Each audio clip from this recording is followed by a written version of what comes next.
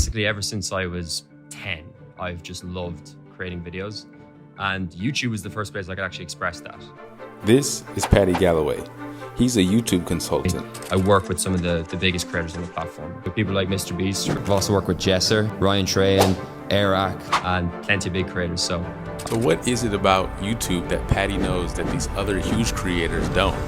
Well, on June 12, 2023, he had an interview where I think he explains it the best. You just can't say I can't say it enough. Like, I'll be blue in the face saying this until I think the day I die. Is like, you know, the idea is more important than everything. The idea itself is almost like sets the standard of what this video could become. Is this going to be a 50K view video? Is this going to be a 5 million view video? That idea to begin with is so important. The first step is usually trying to instill this new sort of philosophy and culture towards making content, where I like to really analyze what we make, how we make it, what's the rationale behind making a specific idea in the first place. If we can't title and thumbnail an idea that can be clickable for our audience, it's not an idea anymore. We just scrap it. And I get this all the time. You know, I've got this amazing idea. It's gonna be so funny. I just can't think of a way to thumbnail it. And I'm like, well, then it's not a good YouTube idea, unfortunately. Now, I think that's golden advice, but we need actionable steps in order to generate these great ideas. Now, 3 months prior to that, Paddy had an interview with an ex-YouTube employee where he best explains how he does this. I think the first thing is just really understanding who that audience is for us. Like, who our viewer is and what sort of videos they like. Yeah. Because I think a lot of people try to put across maybe what they like and the interests they're in, and that's important. And I don't want a creator to feel like they can't, you know, talk about their interests. Yeah. And then just looking at the videos we've made on the channel already and trying to find outliers. And that's really simple. It's just a simple question of, you know, what are the 5 or 6 best performing videos I've made on my channel? Could I make them again in some form? Could I adapt them? Could I make a series out of this video? Then I would go across and say, let's look at our competitors. Let's just look at the broader YouTube scene and see if there's specific ideas that we think could work and that we could adapt to our niche and put our own spin on it.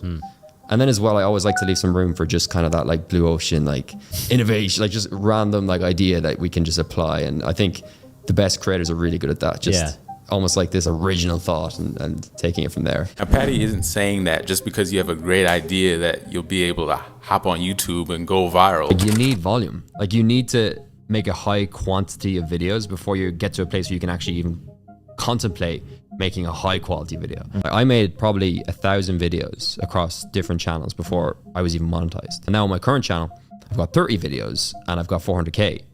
That wouldn't have happened if I didn't post 1,000 videos. But he does have a philosophy on how he thinks people should be treating YouTube. And I agree with this a lot. So I'll keep this one a little shorter because I have pretty strong thoughts on this one. So first of all, I think it's a misconception to think you need a lot of money and even time to start a channel. The biggest risk is just not doing anything. The biggest risk is just saying things like this and being like, oh, you know, it's such a risk, it's going to waste my time or my money. You know, if you feel like it's too much of a risk to start a YouTube channel on the side, then you're probably not going to, you know, do YouTube very well. And then also, get out of your head with this idea that it has to take a huge amount of time and money, because it really doesn't. And like, you don't need anything. You don't need to buy an expensive YouTube course. You don't need to buy fancy equipment. You can start shooting videos on an iPhone and just consume lots of free content. The biggest YouTuber in the world literally goes on podcasts and talks exactly about how he thinks about YouTube. There's so much good information.